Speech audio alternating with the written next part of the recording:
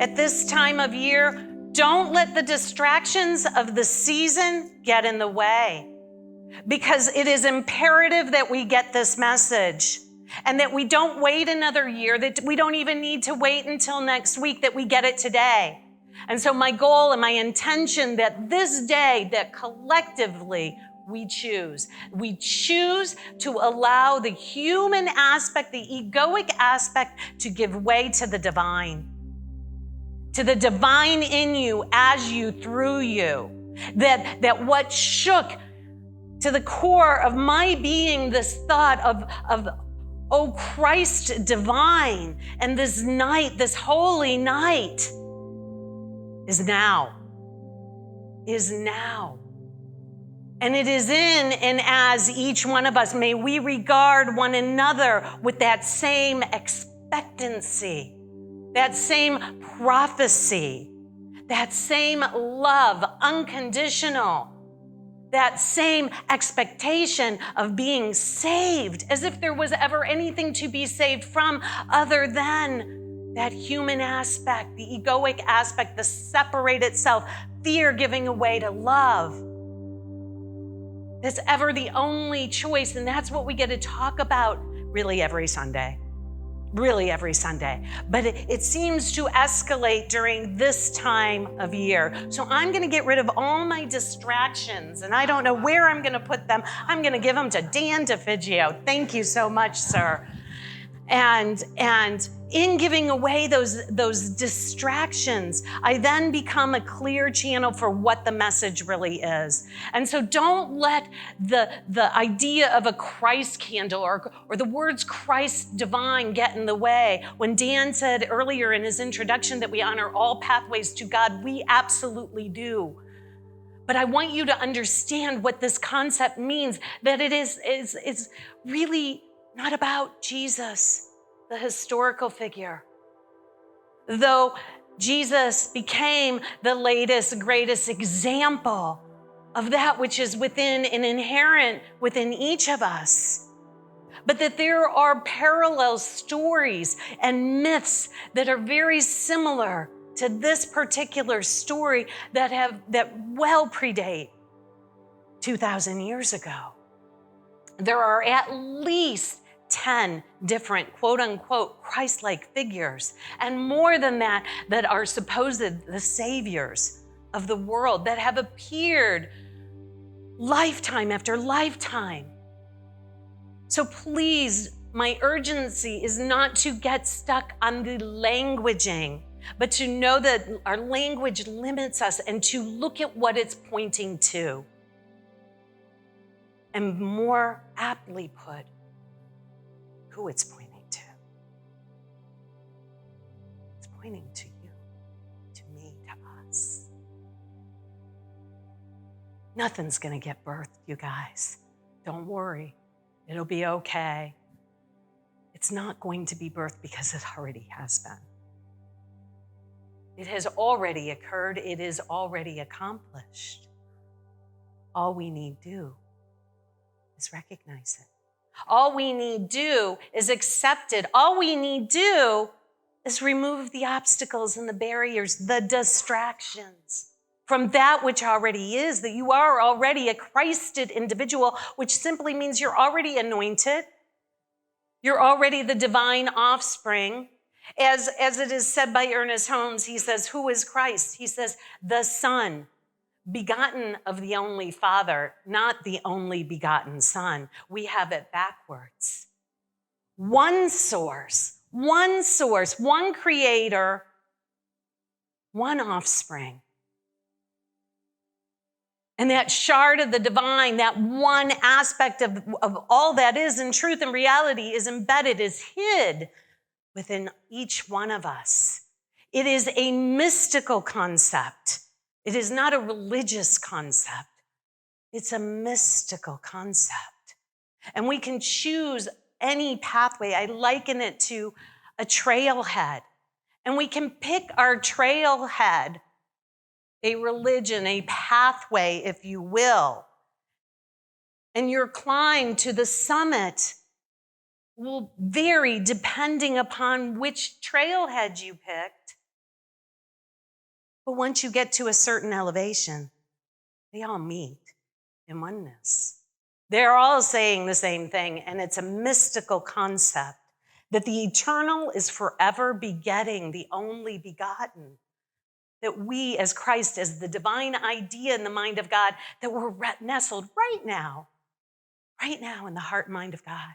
And if we weren't, we would cease to exist. We would cease to exist. And so it's very similar to the parent-child illustration. That you may give birth in this experience of life to a child. You may parent a child. And while that child seems to go on and have an individuality of their own, they never really leave you, do they? I mean, literally and figuratively. I mean, often literally, but figuratively, they never really leave your heart or your mind. And so too are we with Creator. And so that Christ, that mystical concept, that principle is we're having this experience. We're having this experience. If God only created one thing, the sun, and that sun in of itself is a creator, how did everything else come to be? How did everything else come to be into creation? You see, our religions conveniently will place that on God.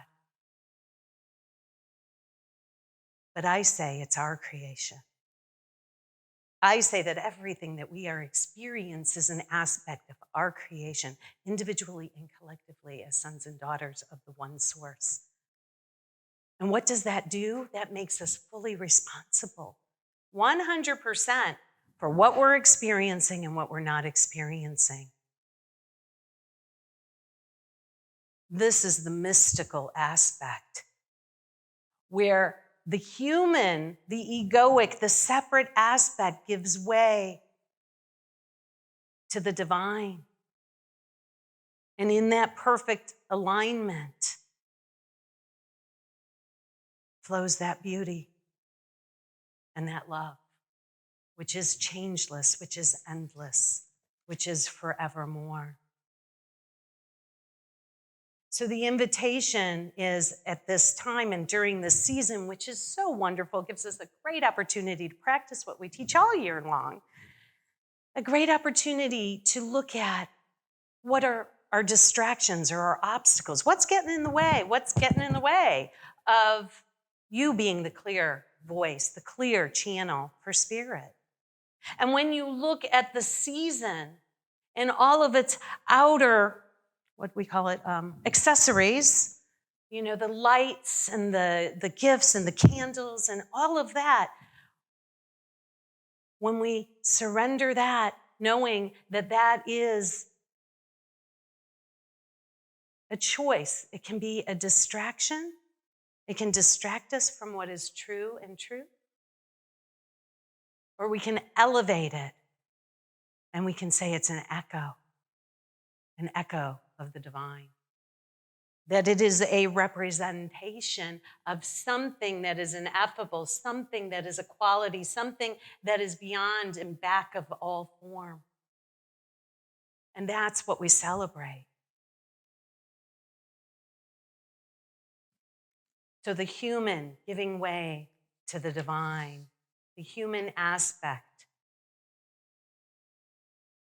passing the baton, if you will, instead of letting it lead, letting the Christ as you lead.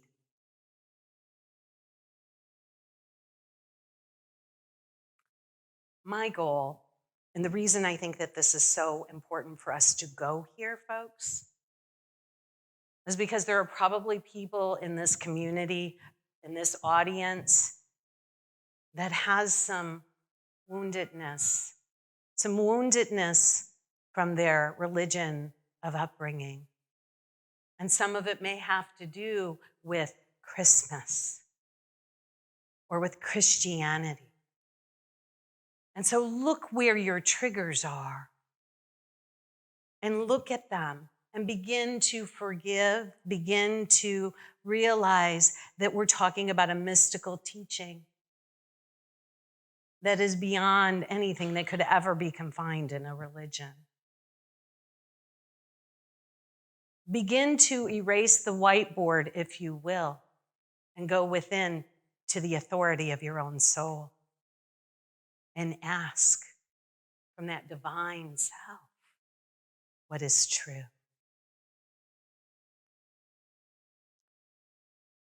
Because Christmas exists in the way that it does, it's ours. We own it. Own it fully. Look at it fully and let it be a way for you to discern what is a distraction and what is an echo of the divine.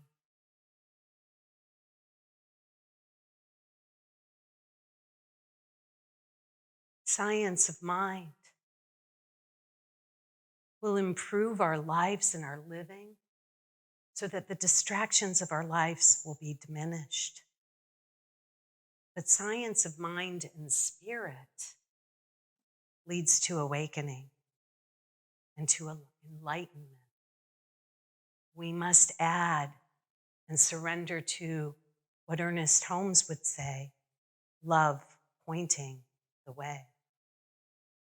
He says, love points the way, and the law makes it happen. But if you look longingly, lovingly, and focus on love, the law will take care of itself. You see, it's very simple. If my eye is single, my whole body shall be filled with light. My physical body, my body of experiences, my emotional body, my relational body, my chakras, that alignment, if I focus on one thing and make the main thing the main thing. No distractions. Take off those, I don't know why I can't think of that word. The distractions, the accessories. See, I've let it go. I can't bring it back. I mean, geez, it's gone. So enlightenment, what the heck is that? So Wayne Dyer says, if you want to know whether you're enlightened or not, spend the week with your family. Right? You're all about to spend the week with your family, I bet. So this is the opportunity to really know the level of your enlightenment. Eckhart Tolle tells this story about enlightenment. What is it? And this is the story he tells. A beggar had been sitting by the side of the road for 30 years. And one day a stranger walks by and says, and the beggar says automatically, spare some change. And he mechanically holds out his baseball cap. And the stranger says, I have nothing to give you. Then he asked, what's that you're sitting on? And the beggar replies, nothing. Just an old box. I've been sitting on it for as long as I can remember. Stranger asks, have you ever looked inside? Beggar says, no. What's the point? What's the point? There's nothing in there. Have a look inside, insisted the stranger. And the beggar managed to pry open the lid, and with astonishment, disbelief, and elation, he saw that the box was filled with what? Gold. The box was filled with gold. I am that stranger. Jesus is that stranger. Buddha is that stranger. Krishna is that stranger. Zoroaster is that stranger. I have nothing to give you. I have nothing to give you. And if anybody says that they really do, run the other way. Run the other way. We must look within We must look within. And you might say, well, I'm not a beggar. I don't see how that story applies. Anyone who has not found their true wealth, their radiant joy of being, their deep and unshakable peace, are beggars, even if they have great material wealth. Where are we looking outside for scraps? Where are we looking outside for pleasure or fulfillment or for validation, for security, for love? It's not out there, and it never will be. The pathway is within and within only. You may have an object of your affection in your life, a spouse, a lover, a friend, a pet. I invite you to let that obstacle of your affection be a stand-in for all of creation, to begin to take away the distraction of things being special, people being special. Because folks, everything that's born in time will end in time. The relationships, the lives in this experience. If that is what you are counting on, or who you are counting on, there will come a day of disappointment and sadness. If you're looking for them to be your salvation, it is within you. Many years ago, and I've shared this story before, but briefly it bears repeating. There was a woman, her name was Forenza. And Forenza became my spiritual mentor, my first spiritual mentor in this teaching. I was living in Kansas City, and I was listening to cassette tapes, okay? So this was like in the mid-90s. And I was listening to Reverend Michael Beckwith at Agape.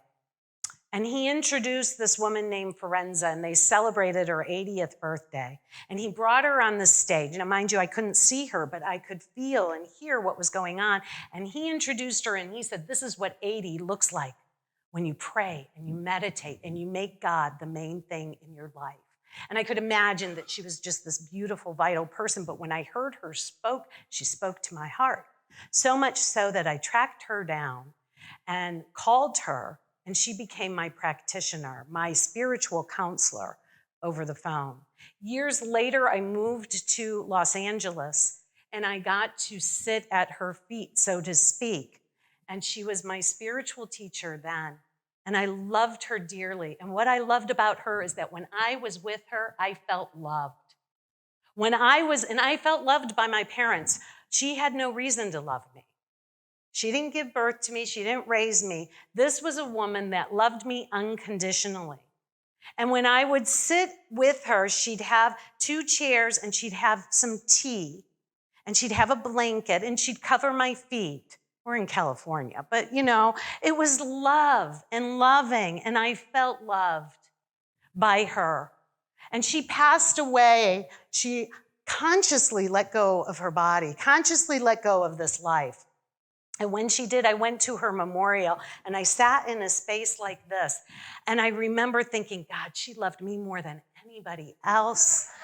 And I mean, there's nobody who she loved more. She called me darling, darling, darling every time I saw her. And people came up to the stage and they shared how much she loved them. And I remember sitting there going like, what?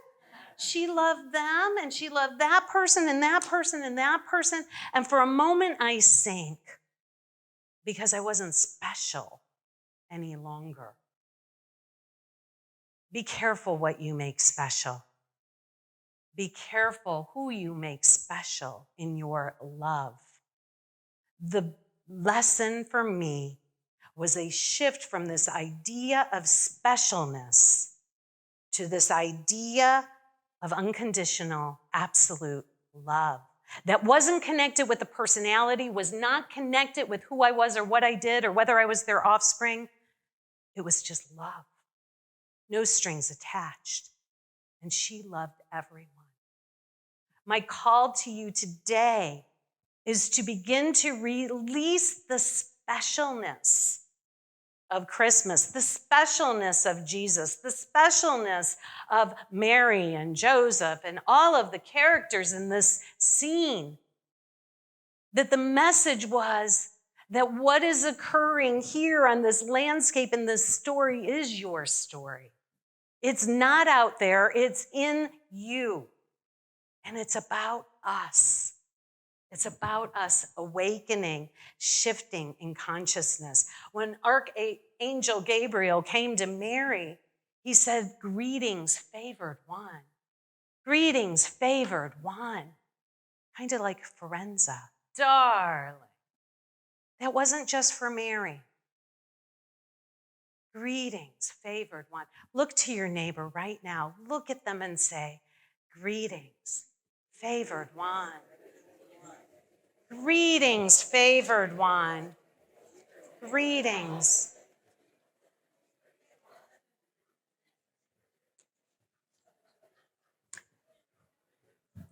All right, enough of that. Chop, chop. We're going to close in a second here. But did you feel that? What did it feel like to say that to another? Greetings, favored one. Greetings, beloved, darling, all love. The first commandment says, love the Lord your God with all your soul and with all your strength. Make God the main thing. It's the only event. The only relationship of value, folks, is that relationship. That candle, that's it. Everything else comes from that identity.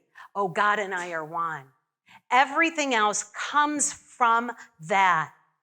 And then it goes on to say, to love your neighbor as yourself.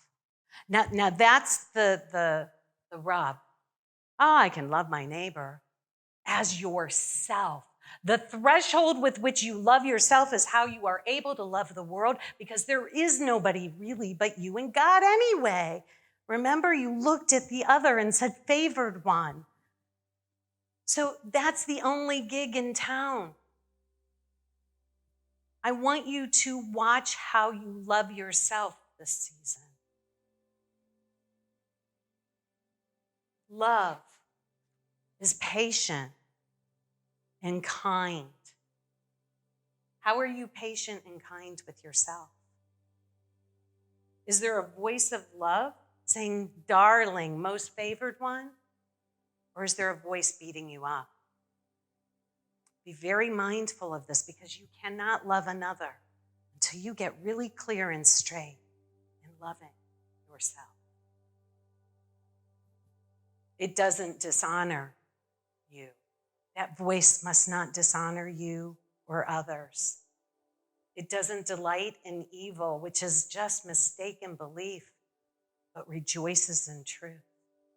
Find that voice within you that loves you, that calls you most favored one. And finally, I got another candle. And what I want to show you is I light my candle. This was a gift, this candle, this morning. Somebody gave this to me. It smells pretty darn good. I didn't even check. It's Lavender Breeze. Lavender Breeze. And this came from our youth ministry, who will be coming in a minute. And I said, this is perfect. I'm going to use it for a prop. So I light this candle representing the oneness, the Christ consciousness, the principle, the mystical aspect of my being that knows that it knows that it knows that it's one with God. Can I have lowered lights for just a second? Thanks, honey. Thanks, Tony. So see this light? Focus on this one. That light is within you, is you, as you. And while it can never be extinguished, This is what happens when we go into fear, when we go into lack. It's that simple. You've been taken out before, haven't you, by something just so little? Align continuously. It's a practice. Align with this consciousness. God and I are one. Love and I are one. God is the only relationship that matters. My beloved is a stand-in for all. I'm going to choose this day to be in love. Say, I choose this day to be in love. I choose this day to be in love. Period, period, period. It's a complete sentence. I choose this day to be in love. God will fill in the blanks. Spirit will lead you to how you're going to express love, who you're going to love, who that object of your affection will be. Focus on love. Focus on the only relationship that matters. Nothing's going to get birthed in you guys. It's awareness of the presence of love. Period, period, period. Say, this day I choose love. This day I choose love. This day I choose love. And so it is. Amen.